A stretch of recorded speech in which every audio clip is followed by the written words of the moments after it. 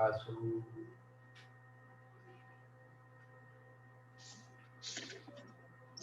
नरवशीष नराकर्ममल कलंकस्य शरीरस्यात्मनो चिन्त्य स्वाभाविक ज्ञानादि गुणमभ्याभात सुखमात्यांतिकमवस्थान्तरं मोक्षति।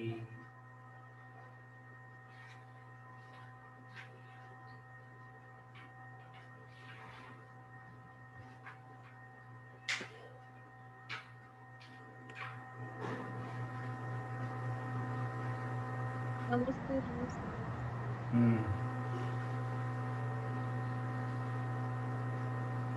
तस्य अत्यंत परोक्षत्वात् छद्मस्थाः प्रवादिनः तीर्थंकरं मन्यास्तस्य स्वरूपमस्पर्शन्तीभिर्वाग्भिर्युक्ताभास निबंधनाभिरन्यथा परिकल्पयन्ति। बहुत अच्छी बात कहते हैं। वह जो है कौन तस्य यानी मोक्ष अत्यंत परोक्ष होने से सामने नहीं है, फिर अपने वो तीर्थंकर मानने वाले अल्पज्ञानी प्रवादी विवाद करने वाले प्रवादी लोग मोक्ष के स्वरूप को स्पर्श नहीं करने वाली मोक्ष स्वरूप मत स्पर्शन्ति। और क्या बाघ भीर युक्त्याभास है, असत्य वचनों के द्वारा स्वरूप को सर्वथा अन्य प्रकार से बतलाते हैं। अन्यथा परिकल्पयन्ति। अब कौन से व्यक्ति मोक्ष के बारे में क्या बताते हैं?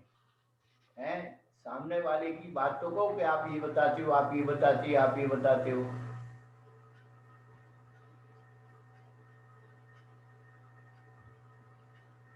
सुना जाता है ईश्वर चंद्र विद्यासागर एक वकील थे,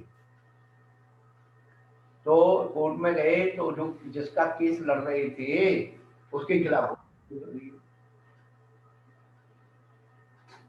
अब वो बेचारा जो था जिसने वकील किया था वो बेचारा लप लप लप करे, बेचारा हमारे सब खिलाफ में वो बोल रहे हैं। जब अपनी दलील दे मैंने सारी बात कह दी कि सर ये तो सामने वाले का तर्क है, इसका अभी तो मैं उसके उसके उसके में बोल रहा था कि ये जवाब देगा, ये जवाब देगा, अब इसका जवाब सुनो। तो हमारे आचार्य जो है सामने वाले की बात को बता रहे हैं, समझ आया कि सामने वाला मोक्ष को ये मानता है, वो मोक्ष को ये मानता है, मोक्ष को ये मानता है, मोक्ष को ये मानता है, लेकिन असली मोक्ष है वो हम बताइए। समझ आई? तो सामने वाले की बात को भी रखना हमें आना चाहिए कि सामने वाला क्या चाहता है, मोक्ष को ऐसे मान रहा है, मोक्ष को ऐसे मान रहा है, मोक्ष को। आप अपनी बात रखने के साथ भी सामने वाले की बात को रखना सीखिए कि सामने वाले की ये इच्छा है और उसकी इच्छा ऐसे बाधित हो रही है।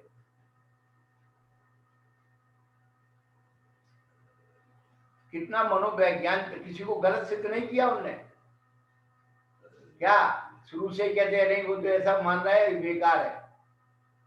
नहीं, उनका सम्मान करके उनकी बात को रखा, तो भाई आप ऐसा मानते हो, ऐसा मानते हो, ऐसा मानते हो, ऐसा मानते हो। अब तुम्हारे मानने में इतनी बातें विरोधित्व को आ रही।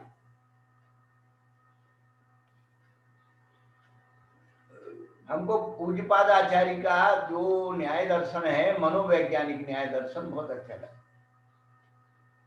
अब उन्होंने मूल संस्कृत में कहीं भी उसका नाम नहीं दिया किसी मत का, केचित मन माना, कोई ऐसा मानता हो, एक सबसे बड़ी विशेषता, कोई ऐसा मानता हो, अक्षोर की डाली में तिनका।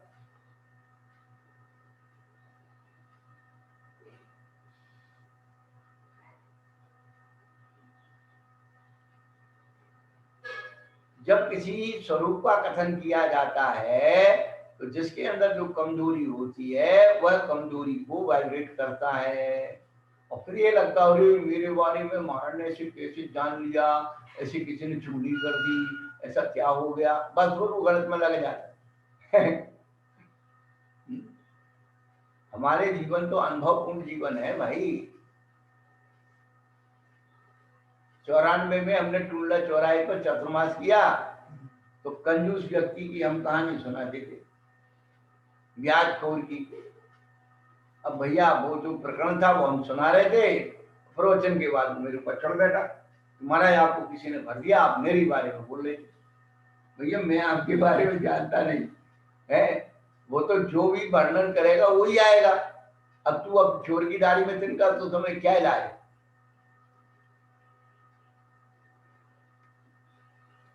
अब हम किसी सास बहू का चर्चा करें, अब वो सासू सोचे कि बहू ने चुगली कर दी होगी, बहू सोचे सासू ने चुगली कर दी होगी। महाराज को कैसे मालूम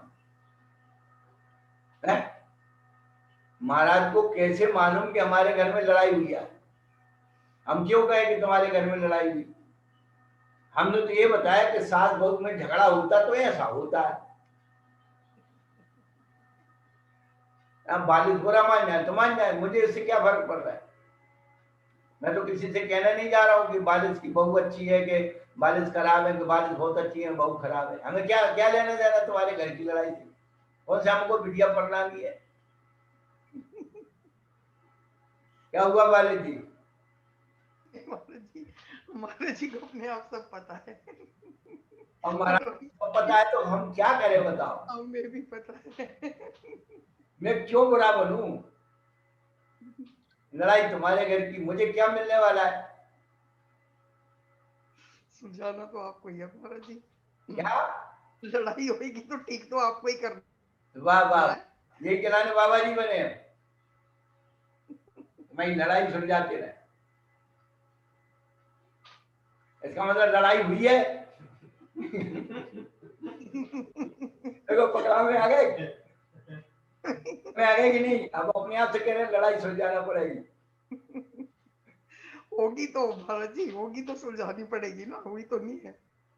लो तो बीच में बोल रही हो, जब तुम्हारे घर में लड़ाई नहीं है तो काय को बीच में बोल रही हो? चोर की दाढ़ी में तिनका।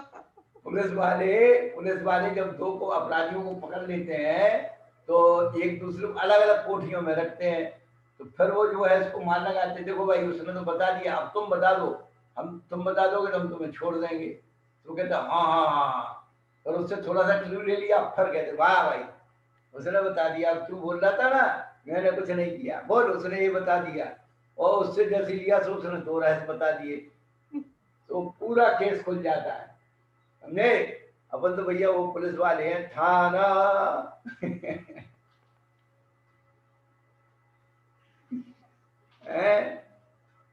बातों की मार हाथों की मार से ज्यादा होती है।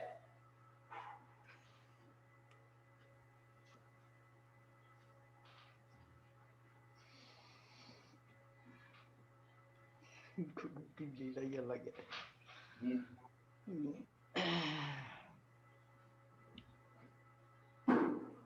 लीला निराली गुरुदेव।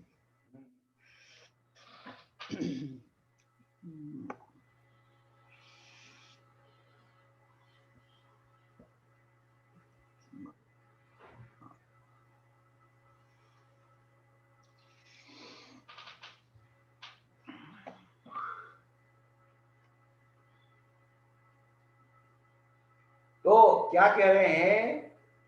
केचित मन्यमाना विवादिना तीर्थंकर मन्याः, कोई ऐसा मानता है परिकल्पना करता है वह मोक्ष अत्यंत परोक्ष है। अपने को तीर्थंकर मानने वाले अल्पज्ञानी प्रवादी लोग मोक्ष के स्वरूप को स्पर्श नहीं करने वाले असत्य युक्ति वचनों के द्वारा उसका स्वरूप सरलता अन्य प्रकार से बतलाते हैं।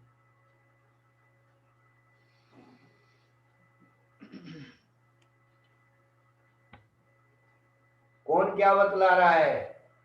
तो चैतन्यम पुरुषस्य स्वरूपम, शांत मत वाले पुरुष का स्वरूप चैतन्य है। क्या है? तच्च ज्ञेया कार परिच्छेद परामुखम इति, परंतु ये के ज्ञान से रहते है।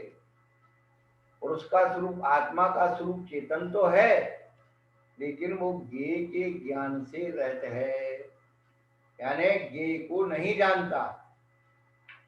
ये सांख्य मत वाले ऐसा मानते हैं कि शक्कर तो है लेकिन उसमें मीठापन नहीं है।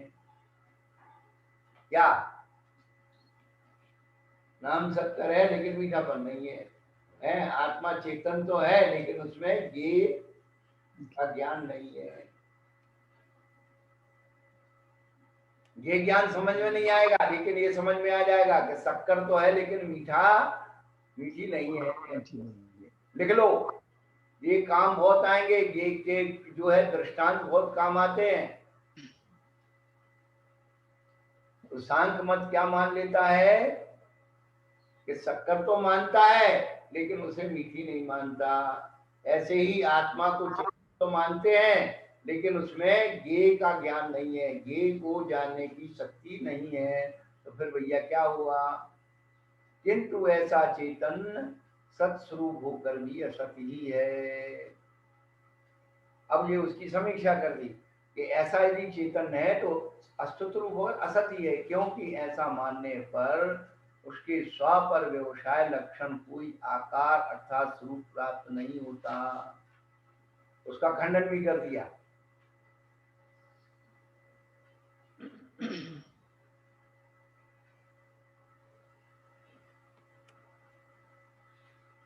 अब दूसरे कोई अपने आप को भगवान मानते हैं तो कह रहे हैं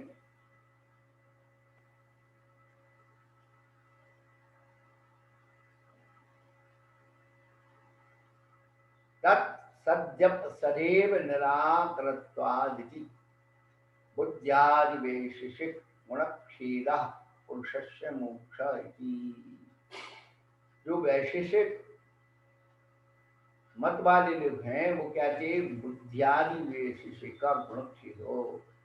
वैशेषिक मत वाले बुद्धि आदि विशेष गुणों का नाश हो जाना ही आत्मा का मोक्ष है, ऐसा मानते हैं। जब बुद्धि भ्रष्ट हो गई तो क्या बचा? किंतु वह कल्पना भी असमीचीन है, क्योंकि विशेष लक्षण से रहित वस्तु नहीं होती। तदपि परिकल्पना सदैव विशेष लक्षण शून्य वस्तुत्वात्। विशेष लक्षण शून्य वस्तु का अस्तित्व नहीं है, तो बुद्धि आदि का छेद हो जाना ही आत्मा का मोक्ष है, ऐसा वैशेषिक मत वाले मानते हैं। उसका भी निराकरण कर दिया। प्रदीप निर्वाण कल्पा अमात्म निर्वाणम इति च। बौद्ध मत वाले क्या मानते? जिस प्रकार दीपक बुझ जाता है उसी प्रकार आत्मा की संतान का छेद होना ही मोक्ष है। अब तीन व्यक्तियों की मोक्ष को, सांख्य, वैशेषिक और बौद्ध, उस समय बहुत इनका जोर था। और क्या बताएं, आज केवल जितना भी जो जोर चल रहा है भौतिकवाद का, संतवाद और पंथवाद का, 21वीं शताब्दी ईस्वी के नाम लिखी जाएगी। फिर लोग रिसर्च में जाएंगे कि क्या हुआ था, कैसे हुआ था, किसने क्या कहा था, इसकी क्या मान्यता थी, इसी का खंडन मंडन होता रहेगा।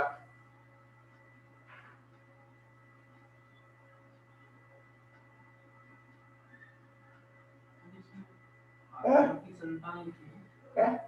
वो तो लोग आत्मा की संतान का विच्छेद हो रहे हैं। संतान क्या है? पर्याय,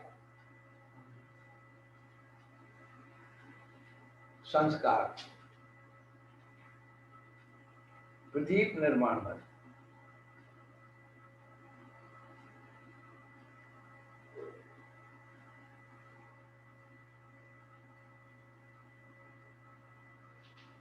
आत्मा की परंपरा का नाश हो जाना ही मोक्ष है। जैसे दीपक बुझ जाता है, लोगों का अस्तित्व समाप्त हो गया, तो ऐसे ही आत्मा का अस्तित्व समाप्त हो गया, मोक्ष हो गया।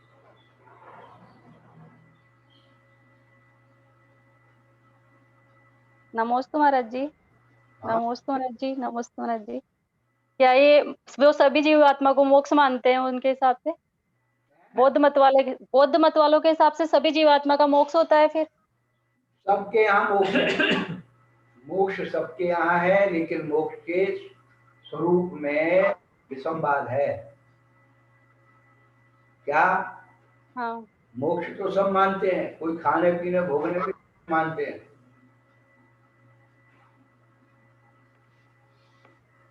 तो मोक्ष के स्वरूप में ही विसंवाद है। मोक्ष में विसंवाद नहीं, मोक्ष तो सब मान रहे हैं।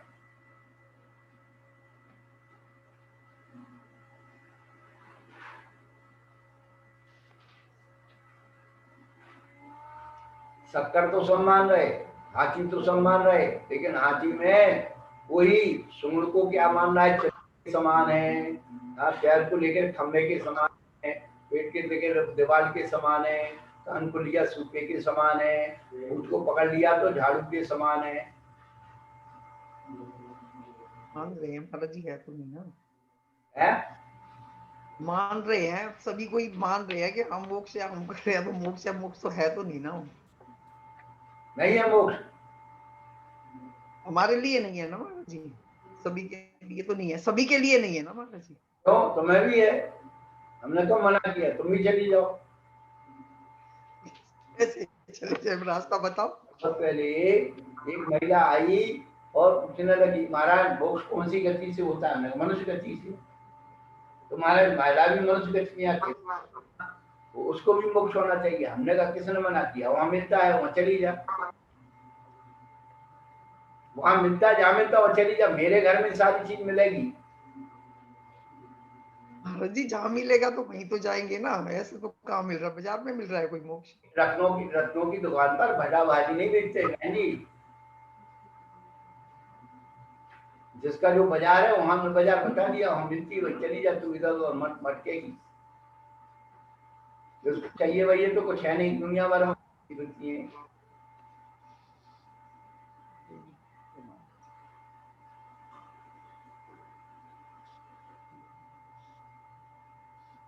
तो कहने का मतलब यही है,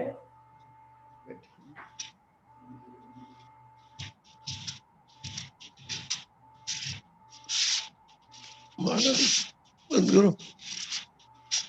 जवाब है क्या? महाराज महाराज महाराज दर्शन कीजिए।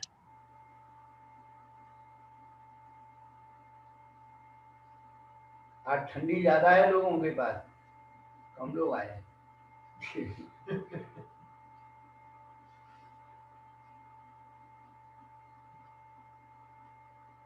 तस्य खर विषाण कल्पना तैरेवाहत्य निरूपता। उनकी वह विवेचना कैसी है, जैसे गधे के सींग केवल कल्पना के विषय होती। खर विषाण कल्पना तैव आहत्य निरूपता, उनका वैसा कहना कि जैसे गधे के सींग केवल कल्पना के विषय होते हैं, सत्स्वरूप नहीं होते हैं, वैसे ही ये मोक्ष जो है केवल कल्पना का विषय है, स्वरूप सत्य नहीं है। तत्स्वरूप मनबद्ध मुत्रत वक्षामः।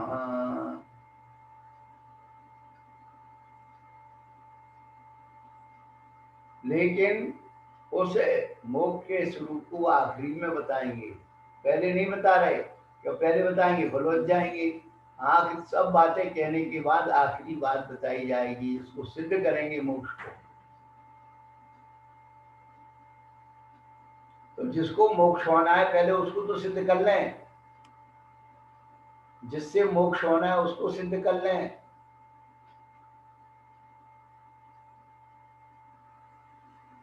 जिससे होना है और जिसको होना है, ये दो चीजों को सिद्ध करने के लिए ही पहला, दूसरा, तीसरा, चौथा अध्याय है। क्या? जिसको होना है, जिससे होना है और जिसको होना है। पहले जिससे होना है, सम्यक दर्शन ज्ञान चारित्राणी मोक्ष मार्ग, इससे होना है। और किसको होना है? जीव को। तो दूसरे अध्याय से जीव तत्व को बताया किसको होना है, किन भावों से होना है, किस प्रक्रिया से होना है, नहीं हुआ तो उसकी क्या क्या गति होनी है, ये सारा बात पहले से चौथे अध्याय तक।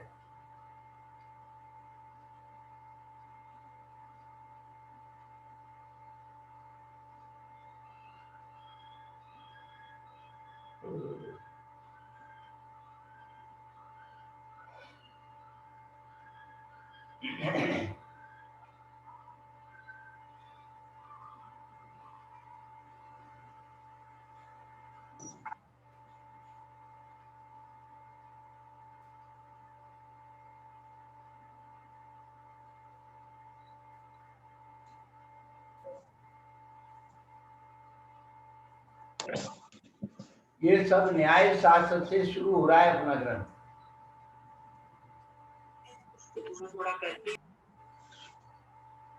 न्याय शास्त्र से शुरू हो रहा है।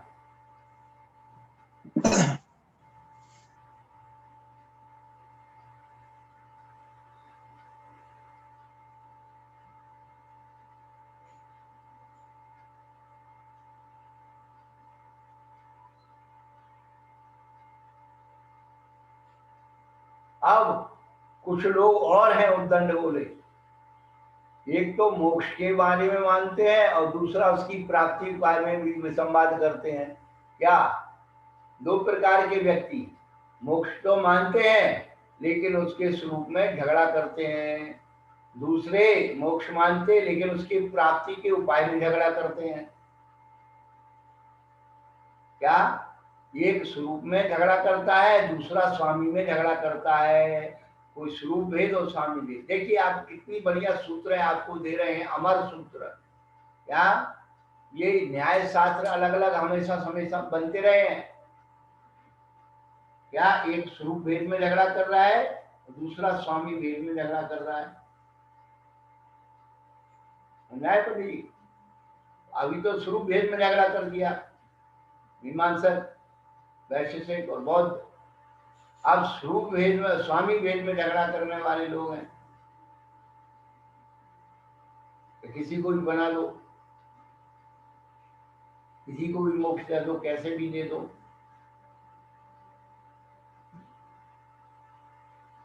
हम तो पूज्यपाद आचार्य भगवान को बहुत बहुत कितनी अच्छी अच्छी बातें हमें बता देते हैं, क्या बताएं। मन का एक भी मैल नहीं रहता, एक भी मैल। अरे जो हमें समझना है स्वरूप और स्वामी भेद, इतनी सी बात यदि हम लोग समझ लेना कि इसका स्वरूप क्या है, उसका स्वामी कौन, सारी शंकाओं के समाधान हो जाएंगे, एक भी शंका नहीं रहेगी। दिक्कत यही होती है, स्वामी कुछ मानते हैं, स्वरूप कुछ मानते हैं, स्वरूप कुछ मानते हैं, स्वामी कुछ मानते हैं।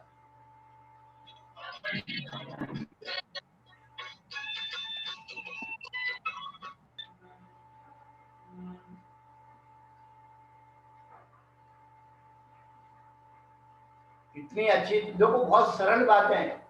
आज हमारे संजय भाई आ गए हैं कानपुर और बहुत अच्छे स्वाध्यायशील व्यक्ति हैं। नमोस्तु महाराज जी।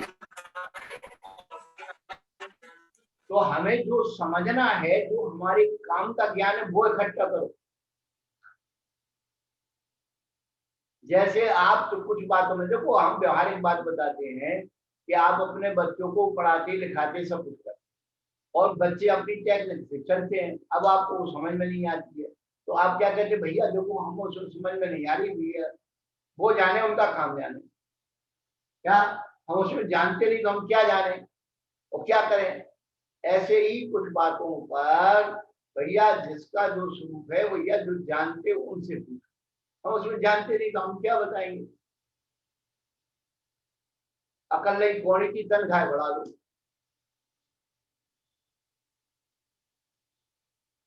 जो स्वरूप और स्वामी में विसंगतियां उत्पन्न हो रही है, इसलिए पूरा मार्ग स्वाहा हो गया।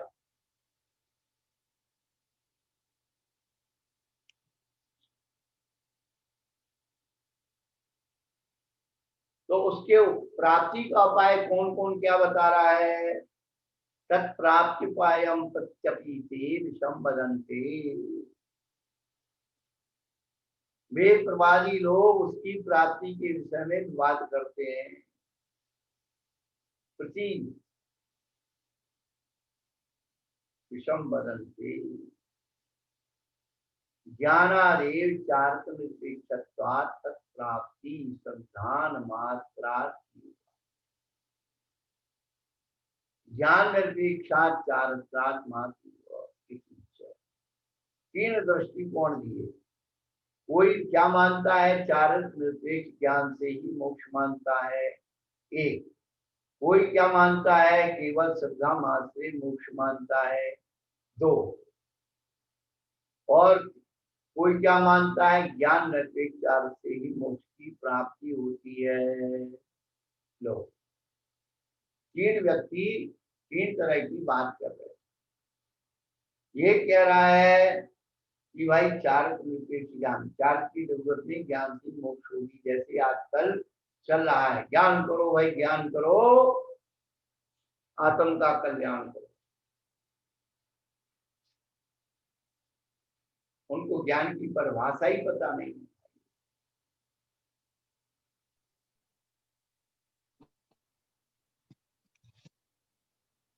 तो चारक ज्ञान से ही प्राप्ति होती है। दूसरा कह रहा है कि भाई श्रद्धान कर लो, ज्ञान अपने आप आ जाएगा, चारक अपने आप आ जाएगा। तो सम्यक दर्शन को पकड़ के बैठ गए, कि ज्ञान को पकड़ के बैठ गया। और तीसरा जो है, ज्ञान से रहित चारक से मुक्ति होती है। बोले ज्ञान की जरूरत नहीं है, चारक कर लो और मुक्ति हो जाएगी। तो अब ये देखिए कि हमारा जो है प्राप्ति को अब 3 प्रकार का हो गया। अब आचार्य भगवान एक ही युक्ति से उसका समाधान करते कि तुम्हें कहीं भटकने की जरूरत नहीं है। व्याज्य विभूतस्य तद निर्वृत्ति उपाय भूत वैसज विषय व्यवस्था ज्ञानादि साधन अभावावत व्यस्तम ज्ञानादिर मोक्ष प्राप्ति उपायु न।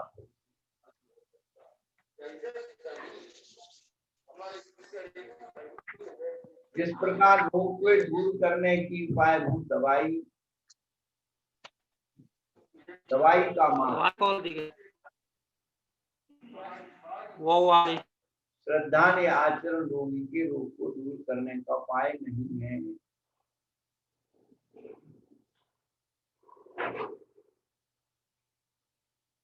यहाँ बता रहे हैं कि भाई किसी व्यक्ति को रोग हो गया और उसने क्या किया,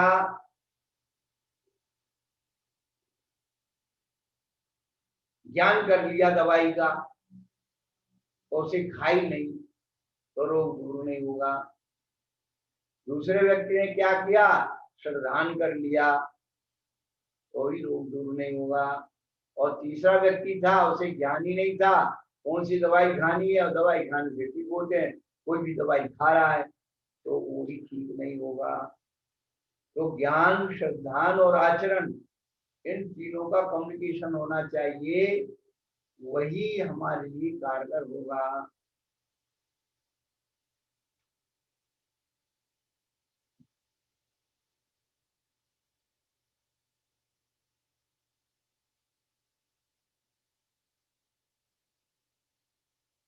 तो जिस प्रकार ज्ञान, श्रद्धान और आचरण रोगी दवाई का हो तो रोग दूर नहीं हुआ, उसी प्रकार अलग अलग ज्ञान आदि मोक्ष की प्राप्ति के उपाय नहीं है।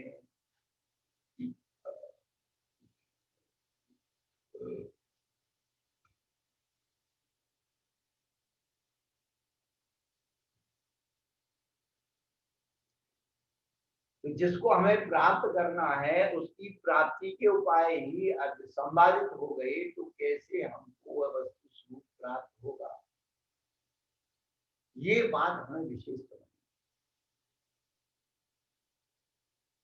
आचार्य पूजपाद भगवान ने पहले तो मोक्ष के स्वरूप को विसंवादित किया, और उसका निराकरण करके अब मोक्ष की प्राप्ति के उपाय मानने वालों को विसंवादित स्वरूप बताया कि कौन कौन क्या क्या मानता है, कैसे मानता है, और उसके बाद ही उन्होंने अपनी बात कही।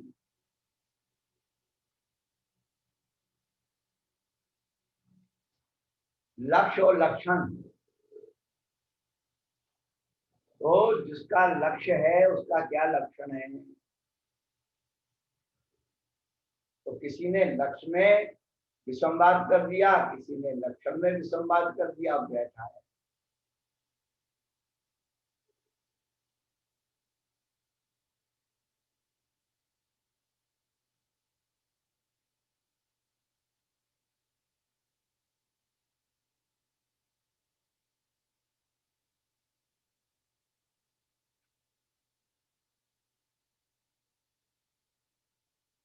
आनंद आनंद परम सुख। इतना सरल, इतना स्पष्ट दर्शन जैन दर्शन है, जो केवल समीक्षा करके बता रहा कि भाई आप भी अपने व्यवहारिक जीवन में जब तक है औषधि का ज्ञान तो कर लोगे, लेकिन उसका श्रद्धान नहीं है, आचरण नहीं है तो भी नहीं है। आपने श्रद्धान कर लिया तो और आचरण नहीं किया तो भी सिद्धि नहीं है, और आपने आचरण कर लिया ज्ञान नहीं है तो भी सिद्धि नहीं है।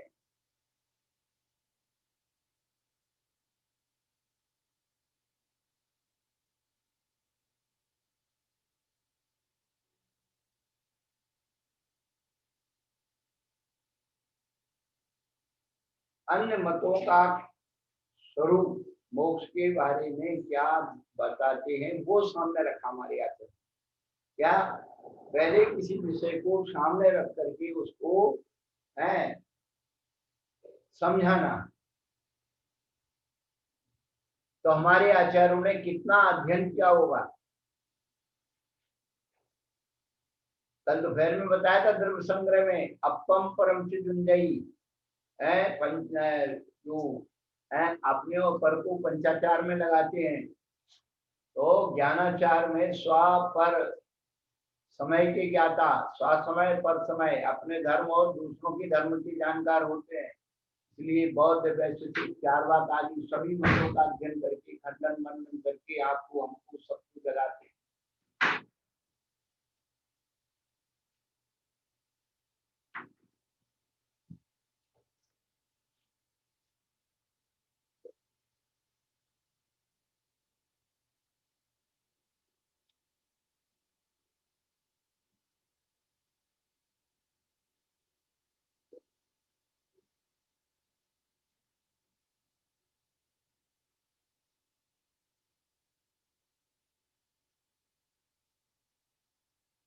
बहुत सुंदर विषय है सर्वार्थ सिद्धि ग्रंथ तत्वार्थ सूत्र।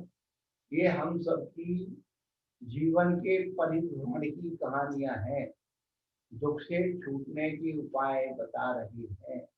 समय साधी तो केवल आत्मा की कथा करता है, लेकिन सर्वार्थ सिद्धि हमारी मन विचनताय की भ्रमण की यात्रा बता है।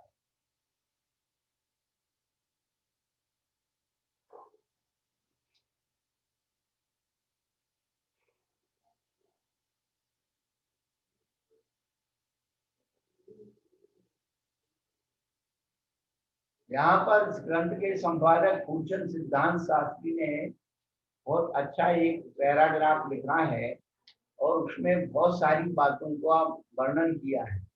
हमने कल भी बताया था कि आप लोग बड़े सौभाग्यशाली से भी सौभाग्यशाली है।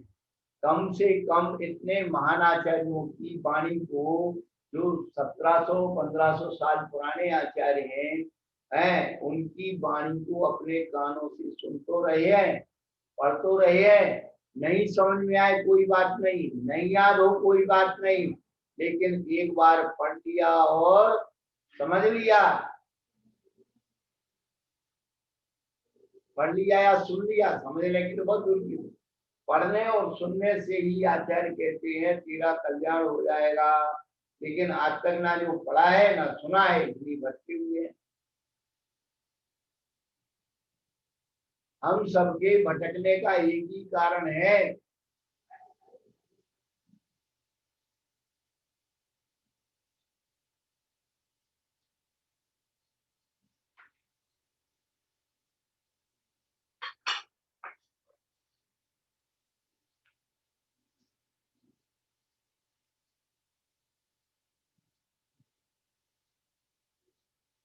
अब तक जो कुछ बताया है वह तत्वार्थ सूत्र और उसकी प्रथम सूत्र की उत्थान का है। उसमें सर्वप्रथम जिस भव्य के निमित्त इसकी रचना हुई उसका निर्देश किया है। आशा यह है कि कोई एक भव्य आत्मा के हित की खोज में किसी एकांतरम आश्रम में गया और वहां मुनियों की सभा में बैठे हुए निर्ग्रंथ आचार्य से प्रश्न किया। इस पर से तत्वार्थ की रचना हुई। तत्वार्थ राजवार्तिक की प्रारंभ में स्थानिक आती है, उससे भी यह बात की होती है, किंतु वहां प्रथम सूत्र का निर्देश करने के बाद एक दूसरे के अभिप्राय का भी उल्लेख किया है।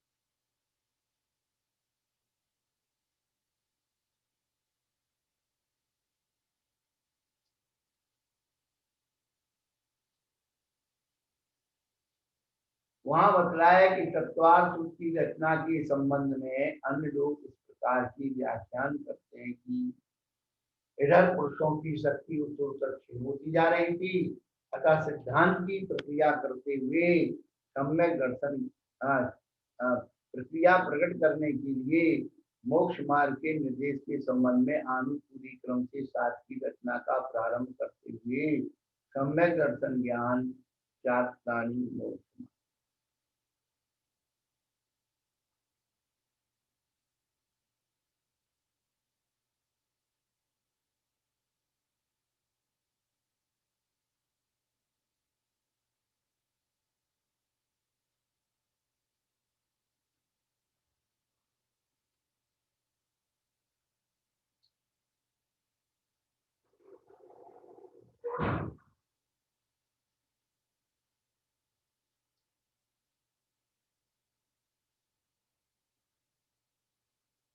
तो शास्त्र की रचना का प्रारंभ सम्यक दर्शन ज्ञान चात्तानी मोक्ष मार्ग से। यहाँ शिष्य और आचार्य का संबंध विवक्षित नहीं है। ये कौन लिख रहे हैं? हिंदी टीकाकार। किंतु आचार्य की इच्छा संसार सागर में निमग्न प्राणियों के उद्धार करने की हुई, परंतु मोक्ष मार्ग के उपदेश के बिना उनकी हित का उपदेश नहीं किया।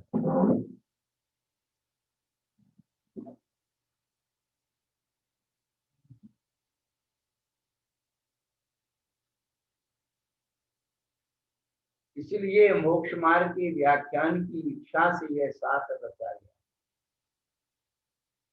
मालूम होता है कि उल्लेख द्वारा तत्वार्थ वार्तिककार ने तत्वार्थ आदिगम भाष्य की स्थानिका का निर्देश किया है। तत्वार्थ भाष्यगम में इसी आशय की स्थानिका पाई जाती है।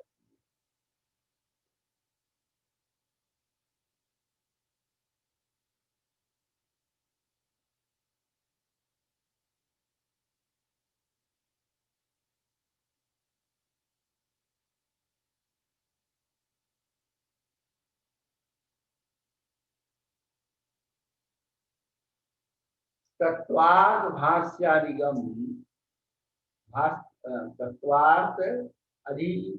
तत्वाधिगम भाष्य में इसी आशय की उत्थानिका पाई जाती है।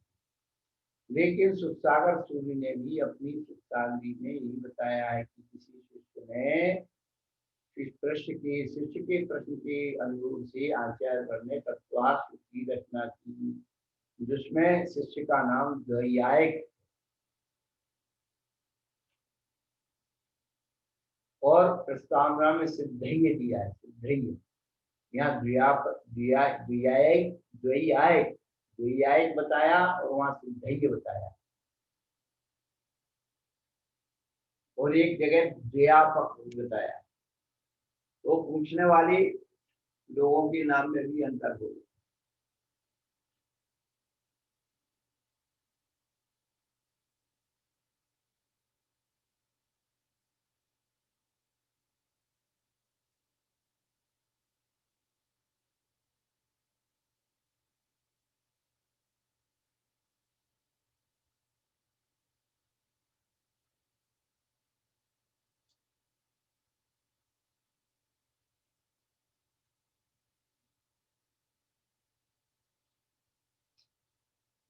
तो शिष्य के प्रश्न के अनुरूप से आचार्य भगवान ने तत्व, शिष्य का नाम दैयायक होता है।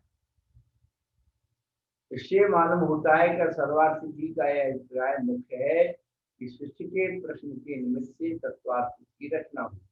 आगे उत्थानिका में मोक्ष की चर्चा आ जाने से थोड़े से मोक्ष तत्व की मीमांसा की गई। नियम यह है कि कर्म के निमित्त से होने वाले कार्यों में आत्मा की एकत्व या अनिष्टानिष्ट बुद्धि होने से संसार होता है। या कर्म के निमित्त से होने वाले कार्यों में आत्मा की एकत्व का अनिष्ट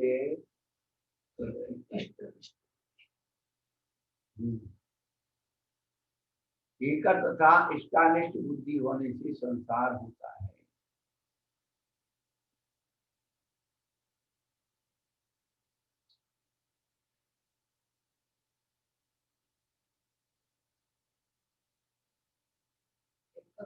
एकांत के लिए हाँ, आत्मा की एकत्व का इष्टानिष्ट बुद्धि होने से संसार होता है।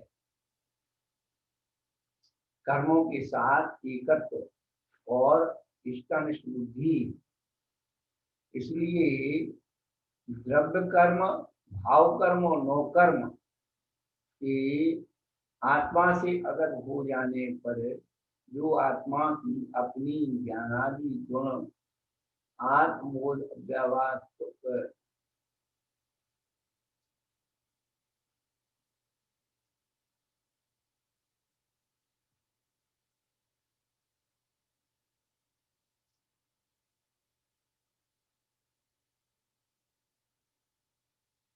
आत्मा से अलग हो जाने पर जो आत्मा की अपने ज्ञानादि गुण आत्मोच्च अव्यवहार सुखरूप स्वाभाविक अवस्था प्राप्त होती है उसे मोक्ष कहते हैं। यह सिद्ध होता है कि अन्नबाजी जो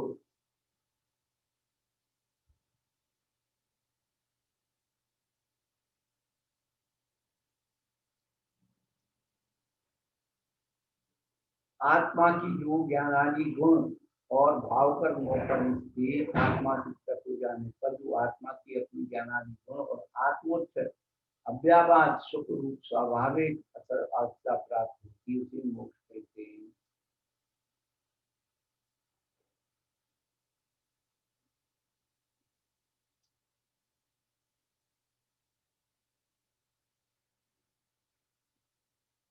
तो इस प्रकार से मोक्ष के स्वरूप को बताने वाली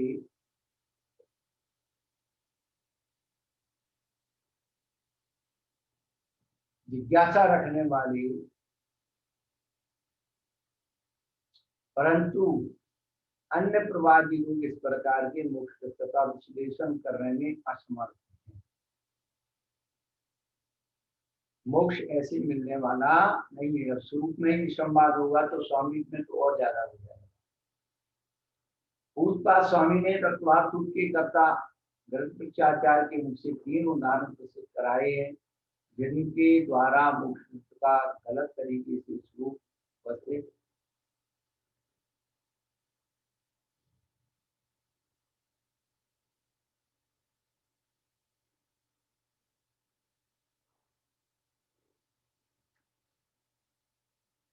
आचार्य ने जो संभावित जितने बाधक तत्व थे उन सबका वर्णन किया है। अब समय मिलने पर फिर चर्चा करेंगे। सर्वार्थ जी का यही मंगल कर रहे हैं। अब समय 7 पर चल रहे हैं।